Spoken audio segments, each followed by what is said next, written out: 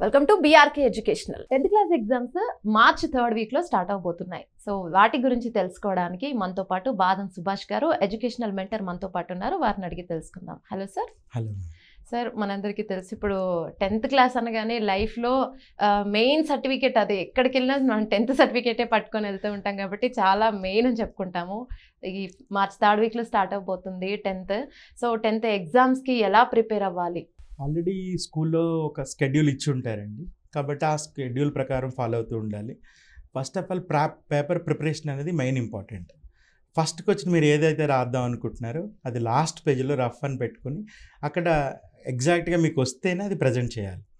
ఫస్ట్కి వచ్చిన మీరు రాంగ్ రాశారనుకోండి, they won't give the right marks. Paper వ్యూవర్కి ఎలా ఉంటుందంటే రోజుకి ఒక 30 నుంచి 50 పేపర్లు దిద్దుతారు. వాడికి ఫస్టే స్ట్రైక్అవుట్ ఉందనుకోండి, they won't give the good marks. కాబట్టి పేపర్ ప్రజెంటేషన్ అనేది ఇట్స్ ఏ గుడ్ ఆర్ట్. దానికి ప్రిపరేషన్ ఎలా చేయాలి ఆల్రెడీ స్కూల్లో ఉంటుంది, దాని ప్రకారం ప్రిపేర్ అవ్వాలి. బేసిక్గా ఏ ఎగ్జామ్ ఉంటే ఆ ఎగ్జామ్కి ముందు కంపల్సరీగా మనం ప్రిపరేషన్ అన్నది కంపల్సరీ చదవడంతో పాటు రాయడం కూడా ఉండాలి. ఆ ఎగ్జామ్ ప్రిపరేషన్ అన్నది కంపల్సరీగా రాస్తేనే మనకి ఎంతవరకు వచ్చింది అనేది తెలుస్తుందండి.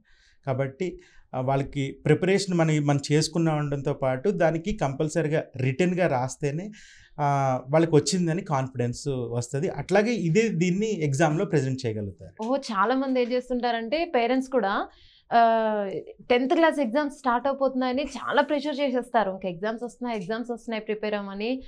అసలు ఇంట్లో వాళ్ళు ప్రెషర్ చేయడము, అటు స్కూల్లోనూ ప్రెషర్ చేయడం వలన ఆ టెన్షన్లో ఎగ్జామ్ సరిగా అటెండ్ చేయలేని వాళ్ళు కూడా ఉంటారు. అంటే వచ్చినవి కూడా మర్చిపోయే వాళ్ళు కూడా ఉంటారు. సో మెయిన్ టెన్షన్ తీసుకునే వాళ్ళకి ఏం చెప్తారు? టెన్షన్ తీసుకోవడం అంటే జనరల్గా పిల్లల్లో ఎవరైనా కొత్త ఎగ్జామ్, బోర్డ్ ఎగ్జామ్ అంటే టెన్షన్ ఉంటుంది. కానీ అట్ ద సేమ్ టైం మనం ఎగ్జామినేషన్ సెంటర్కి ఒక 9 o'clock అంటే at least you should be reached 30 minutes before. ఒక హాఫ్ అన్ అవర్ కానీ 1 hour ముందు కనుక మనం అక్కడికి వెళ్తే ఒక ప్రశాంతమైన వాతావరణంలో కూర్చోవాలి. ఎగ్జామ్ స్టార్ట్ అవుతుంది అనగా ముందు ఒక హాఫ్ అన్ అవర్ ముందు చదవకూడదండి. ఆ టెన్షన్లో చదువుతూ ఉంటారు. మనం చదివిన క్వశ్చన్ కాకుండా వేరే క్వశ్చన్ వచ్చింది మర్చిపోతారు. అబ్బాయి క్వశ్చన్ రాలేదని చెప్పేసి వాళ్ళు మర్చిపోయే అవకాశం ఎక్కువ ఉండదు. కాబట్టి ఒక హాఫ్ అన్ అవర్, ఒక 30 minutes 40 minutes ఏం చదవకుండా ప్రశాంతం కూర్చోవాలి. మనకు వచ్చినాయి ఏదైతే ఉన్నాయో రిసైడ్ చేసుకోవాలి, అంతే తప్పితే ఫ్రీగా ఉండాలి. ఎగ్జామినేషన్కి ఎంత యాంగ్జైటీతో వెళ్ళారో మనం ఎల్ఏక్యూస్, ఎస్ఏక్యూస్, విఎస్ఏక్యూ ఎల్ఏక్యూస్ చూస్తాం, మనకు వచ్చిన క్వశ్చన్ లేదనుకోండి చాలా టెన్షన్ పడిపోతారు పిల్లలు.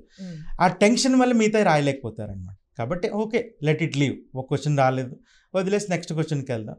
ఆ క్వశ్చన్ గురించి ఏం తెలిసిందో అది రాయండి, సరిపోతుంది. ఫస్ట్ ఆఫ్ ఆల్ టెన్షన్ వదిలేయండి. ఇదొక్కటే, it is not the life deciding factor. కాబట్టి ప్రిపరేషన్ జాగ్రత్త చేసుకొని మనం టెన్షన్ పడకుండా ఉండాలంటే కంపల్సరీగా మార్నింగ్ యోగా కానీ ఏదో ఒకటి చేయాలి. అట్లీస్ట్ 10 to 15 minutes ఏదో ఒక గేమ్ ఆడడం కానీ. గేమ్ ఆడడం అంటే గేమ్కి వెళ్ళిపోతే ఇప్పుడు పిల్లలు 2-3 గంటల దాకా రారు. ఇట్లా కాదు, అట్లీస్ట్ వాళ్ళు ఉన్న అపార్ట్మెంట్లో ఒక 15 minutes, ఒక హాఫ్ అన్ అవర్ ఆడుకుని వస్తే they can feel some relaxation. Morning at least 10 to 15 minutes some techniques ఉన్నాయి, ఆ టెక్నిక్స్ ఫాలో అయితే మెడిటేషన్ కానీ అట్లా 10 to 15 minutes చేయగలిగితే కంపల్సరీగా దే కెన్ గెట్ ద ఈ టెన్షన్ అన్నది మెయిన్ ఉండదండి. చాలా మంది ఏం చేస్తుంటారంటే 8th 9th ఇలా చదువుతున్నప్పుడు ఎక్స్ట్రా సర్క్యులర్ యాక్టివిటీస్ తీసుకెళ్తూ ఉంటారు. ఫుట్బాల్ కావచ్చు, షటిల్, బ్యాడ్మింటన్స్ ఇలా. సో సడన్గా 10th వచ్చేసరికి అవి కూడా పక్కన పెట్టేసి ఓన్లీ మార్క్స్ స్కోర్ చేయడానికని అన్ని మానిపించి ఓన్లీ ఇంకా 24 hours చదవడానికి ఉపయోగించాలి టైం అన్నట్టుగా ఇంట్లో ప్రెషర్ చేస్తూ ఉంటారు. నిద్ర కూడా పోనివ్వరు. అంటే మార్నింగ్ 4కి 5కి స్టడీ అవర్స్ అని పెడుతూ ఉంటారు. సో నిద్ర కూడా ఉండదు ఆ టైంలో. ఎగ్జామ్ సెంటర్కి వెళ్ళేటప్పుడు కూడా నిద్ర తక్కువైతే కూడా మనం చాలా వరకు మర్చిపోయే అవకాశాలు కూడా ఉంటాయి. కంపల్సరీగా పిల్లల్ని మనం అట్లీస్ట్ 10 o'clock కల్లా పడుకోబెట్టాలండి. ఆ పడుకోబెట్టాలంటే ఫస్ట్ మనం టీవీ చూడకూడదు. మనమే టీవీ చూసి మనమే మొబైల్ చూస్తూ ఉంటే they won't go to the sleep. వాళ్ళు మళ్ళీ ఏదో మొబైల్ తీసుకొచ్చి ఇవి యాక్టివిటీస్ అన్నీ బంద్ చేయాలి. ఈ 2 months ఎగ్జామ్ సీజన్లో కంపల్సరీగా మనం కూడా ఫోన్ చూడకూడదు. సేమ్ టైం అసలు టీవీ కానీ ఎలక్ట్రానిక్ గ్యాడ్జెట్స్కి దూరంగా ఉండాలి. అట్లా ఉంటే అప్పుడు మంచిగా నిద్రపోయి అట్లీస్ట్ 8 hours, పిల్లల్లో 10th class పిల్లలకైతే మాత్రం 8 hours స్లీప్ ఉండాల్సిందే. ఆ స్లీప్ ఉంటే మార్నింగ్, ఇప్పుడు నైట్ లేట్గా పడుకున్నారు 11-12 మార్నింగ్ 5 o'clock లేవమంటే ఆ పిల్లోడు లేవడు. నీకు ఎగ్జామ్స్ ఉన్నాయి వాడు ఆల్రెడీ చదివే ఉంటాడు. దానికంత మళ్ళీ మార్నింగ్ లేపేస్తే వాడు క్లాసెస్కి అటెండ్ అవ్వలేడు, ఏదైనా డౌట్స్ ఉన్నా కూడా చెప్పించుకోలేకపోతాడు. కాబట్టి minimum 8 hours sleep is compulsory అండి. చాలా మంది ఎగ్జామ్స్ అయిపోయాక ఎంత ర్యాంక్ కొట్టావు ఏంటి అని అడుగుతూ ఉంటారు కదా, అసలు ర్యాంక్స్ గురించి మీ ఒపీనియన్ ఏంటి? అసలు ర్యాంక్ అన్నది it is not a right way. మనకి ఇక్కడ ర్యాంక్స్ ఉన్నాయి కానీ ఆ ర్యాంక్ సిస్టమ్ వల్ల ఏంటంటే ఏదో ఒక్క మార్క్ తేడాతో ఒక ర్యాంకు వాళ్ళని జడ్జ్ చేయలేం. కాబట్టి అసలు ర్యాంక్ జోలికి వెళ్ళొద్దు, అసలు ర్యాంక్స్ కంపేర్ చేయొద్దు. ఇప్పుడు మీరు ఏదో ఫిజిక్స్లో మంచిగా రావచ్చు, మ్యాథ్స్లో రాలేకపోవచ్చు. అప్పుడు ర్యాంక్ రాకపోతే అది ఇంకా వాళ్ళు ఇన్ఎఫిషియెంట్ కాకపోవడం ఏం కాదు. కాబట్టి అసలు ఒక పిల్లోడిని ఇంకొక పిల్లోడితో కంపేర్ చేయకూడదు. మీకుండి క్వాలిటీస్ మీకుంటాయి, పక్కన పిల్లలకి వాళ్ళకుండి క్వాలిటీస్ వాళ్ళకు ఉంటాయి. కాబట్టి don't judge by the students with the ranks. అసలు ర్యాంకింగ్ వ్యవస్థే ఉండకూడదు. ఇప్పుడు the best education in the world is Finland. Why it is best means అక్కడ పిల్లలకి ఎగ్జామ్స్ ఉంటాయి కానీ వాళ్ళకి మీకు ఇంత స్కోర్ వచ్చింది ఇంత ర్యాంక్ వచ్చిందని ఇవ్వరు. వాళ్ళకి ఎగ్జామ్ పెడతారు అంతే. బట్ ఇక్కడ కూడా ఏంటంటే ఎడ్యుకేషన్ సిస్టంలో teacher must right the exam in there curriculum. అక్కడ ఎవ్రీ 6 monthsకి టీచర్ ఎగ్జామ్ రాయాలి. మీరు కొత్తగా అప్డేషన్ ఏది వచ్చింది, సిలబస్ ఎలా చెప్పాలని చెప్పేసి అక్కడ టీచర్స్కి ఎగ్జామ్స్ ఉంటాయి ఎవ్రీ 6 monthsకి. కాబట్టి ఆ సిస్టమ్ కూడా ఇక్కడికి రావాలి. కంపల్సరీగా teacher must learn the things. ఏదైతే కొత్తగా ఇప్పుడు పాత మెథడే చెప్తానంటే ఇప్పుడున్న పిల్లలకి దే వోంట్ యాక్సెప్ట్.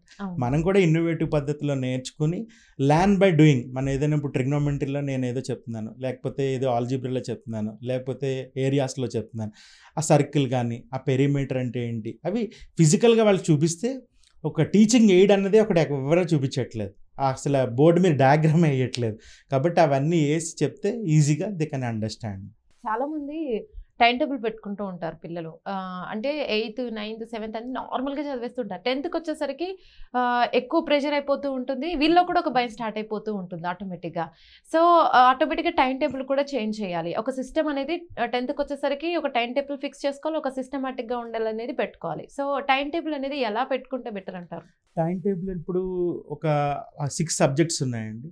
మీకు ఏ సబ్జెక్ట్లో అయితే తక్కువ మార్క్స్ వస్తున్నాయో దానికి ఎక్స్ట్రా టైం కేటాయించాలి. ఆల్రెడీ స్కూల్లో చదువున్నారు, దానికి ఒక 2 hours 3 hours చదువుతున్నారు. ఒక 1/2 hour చదివిన తర్వాత అట్లీస్ట్ 5 minutes మళ్ళీ గ్యాప్ తీసుకోవాలి.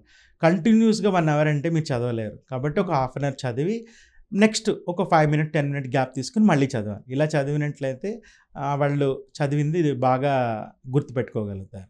అట్ ద సేమ్ టైం వాళ్ళు ఎగ్జామ్ వచ్చేటప్పటికి మార్చిలో ఉందని చెప్పేసి రివిజన్ చేస్తారు. ఆ రివిజన్ కూడా ఎట్లా అంటే అట్లీస్ట్ మీరు ఉన్న ఒక 12 topics ఉన్నాయి, జస్ట్ బ్రష్ అప్ లాగా ఒకసారి ఫస్ట్ చాప్టర్లో ఇవి ఉన్నాయి అని ఒక 5 to 10 minutes అట్లీస్ట్ ఒకసారి ఆ బుక్ తీస్తే మీకు అది బాగా మెమరీలో గుర్తయి ఉంటుంది. కాబట్టి అట్లీస్ట్ దాని గురించి ఇప్పుడు మీరు ఒక టాపిక్ నేర్చుకున్నారు, మనం చదివిన తర్వాత పూర్వం కూడా అందరూ చెప్తూ ఉండే 10 సార్లు చదవడం కన్నా ఒకసారి రాయడం అన్నది బాగా జ్ఞాపకం ఉంటుంది. కాబట్టి రాయాలి, ఎంతసేపు కూడా రాస్తేనే మీకు జ్ఞాపకం ఉంటుంది. నేను చదివేశాను కదా నేను వచ్చింది అనుకుంటారు, అక్కడ కంపల్సరీగా చాలా మిస్టేక్స్ చేస్తారు.